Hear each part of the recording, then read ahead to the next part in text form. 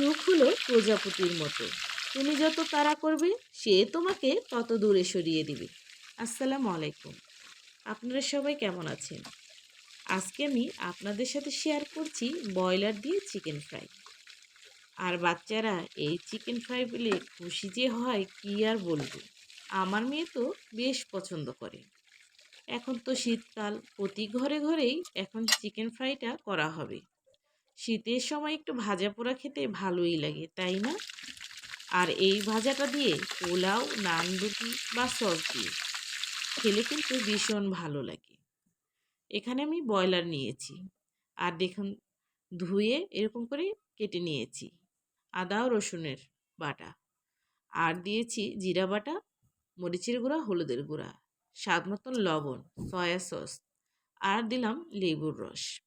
মশলাটা এখন ভালো করে মেখে নিব। শীতকাল চলে আসছে, আর এই সময় ব্রয়লারের চাহিদাটা কিন্তু বেড়েই যায়। কম বেশি সবাই খায়। তো আমার ঘরে আমি ব্রয়লারটা বেশিরভাগ সময়ই ভাজা খাওয়ার জন্যই আনি। আমার বাচ্চাটা ব্রয়লারের ভাজা খেতে পছন্দ করে। আমার ঘরে দেশি মুরগিও রান্না হয়, কিন্তু ভাজা খাওয়ার জন্য আমি বেশিরভাগই ব্রয়লার আনি। এদিকে একটা ডিম ফেটে রেখেছিলাম। আধা ঘন্টা ঢেকে রাখার পর আমি এই যে ডিমটা মাংসেতে মেখে নেব। আর ওদিকে দেখতেই তো পাচ্ছেন টোস্ট ফাঁকি করে রেখেছি, আর টোস্টে ভালো করে গড়িয়ে নিলাম। ডিম দিয়ে এভাবে মেখে টোস্টটা গড়িয়ে নিলে ভাজার সময় কিন্তু মাংসটা ছুটে যায় না, আর সুন্দর দেখাও যায়। আমি আবার বিস্কিটের গুঁড়া দিয়ে করলে বেশি পছন্দ করি। আমার কাছে এটা খেতে ভালো লাগে, ফ্লেভারটা দারুণ আসে। আর তেলটা আমি যখন বিস্কিটের গুঁড়া ডিম দিয়ে মাখালাম তখনই গরম দিয়ে নিয়েছিলাম।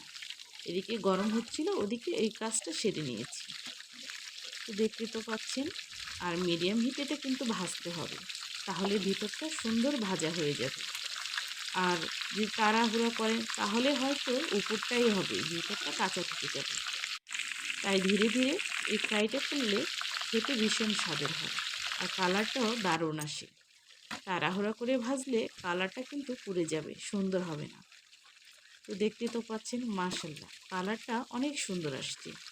আমি এখন তুলে নিব। তো তুলে নিচ্ছি।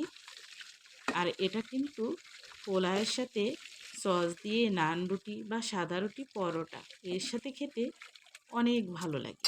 তো আজকের রেসিপিটা যদি ভালো লাগে সবাই আমার চ্যানেলটি সাবস্ক্রাইব করবেন, আমার পাশে থাকবেন।